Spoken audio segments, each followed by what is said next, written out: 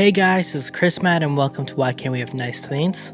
Today we're going to be talking about the Canon M50 and if you should buy it in the year 2020. Side note, this video is not sponsored by Canon. I've owned the camera since 2017 and I like it a lot, I use it a lot, and I just wanted to talk about it. Let's get to it.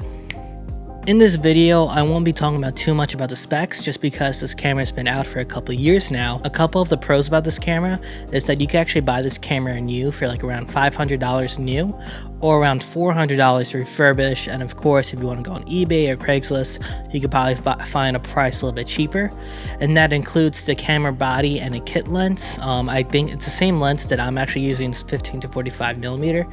Really great lens, really great beginner camera in my opinion. Another thing on my list is the camera's image quality. It shoots in 1080p and in 4K, but there's a little bit of a crop, but in my opinion it's not too much of a factor because of the fact that for $500 you're getting a camera that shoots in 4K, and the colors are just clean and crisp and it's very bright and I love it a lot. The next thing on my list is the dual pixel autofocus. In my opinion, this is one of the greatest things about this camera and one of the greatest things about Canon cameras. Canon has just done a great job of making sure that the camera just tracks your face or tracks its subject very, very well, where I don't have to worry about if I'm in focus or not. That's what I'm using for all my videos, and I know that I'm in focus. I don't have to worry about if I'm in focus or not, and like I said before, Canon does a great job of tracking my face and what I'm doing in my videos.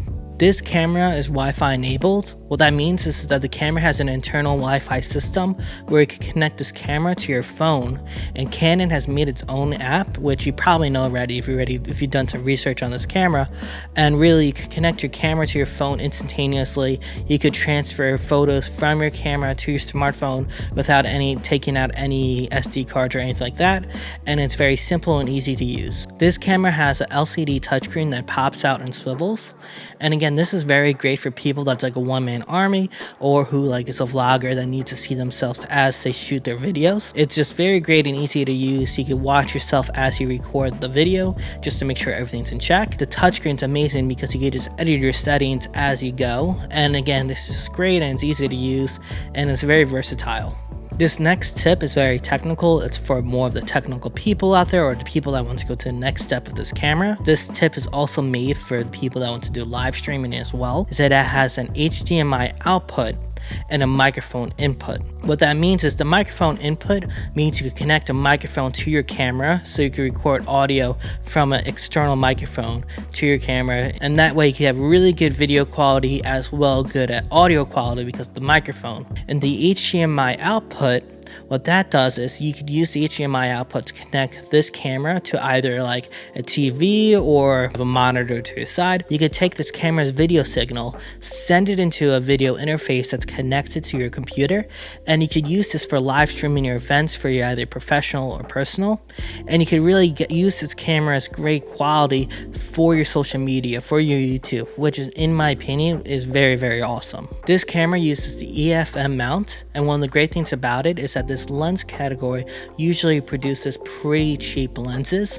If I'm correct, the lenses go from $500 and under, and the great thing about it is you get a wide range of lenses for a pretty affordable price, and that way you could have a lens kit and you could be ready for different types of situations. Some of the negative things about this camera is the battery and the SD card slots at the bottom of the camera. If this camera is connected to some form of rigging and you need to replace the battery to the SD card slot, you have to undo the rigging just to replace the battery of the SD card slot, and of course you have to put it back in and you have to redo the configurations of the rigging itself, and in my opinion this is very annoying, very hard to get that perfect shot again, and it's just also a huge time waster when it's at the bottom when you have to redo everything.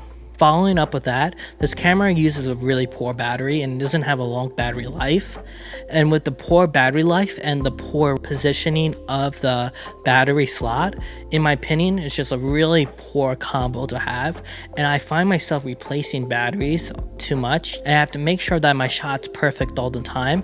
And in my opinion, this is such a huge time waster. I don't know if I should put this in the negative section of the video or if it's in its own category of its own. Under $500 or for $500, you could actually buy or upgrade your old smartphone and buy a new smartphone. And the reason why I'm bringing this up is because not everyone needs a new camera. The modern day smartphone has a great image quality as well. On top of that, it's a smartphone, so you could use it to post on social media. You could use your smartphone to edit photos and videos. It's just a great thing to have and a great tool to have. Now to answer your question, should you buy the Canon M50 in 2020? Personally, I've owned this camera since August of 2018, and I've used this camera for both personal and professional, and I like this camera a lot, hence why I'm doing this video.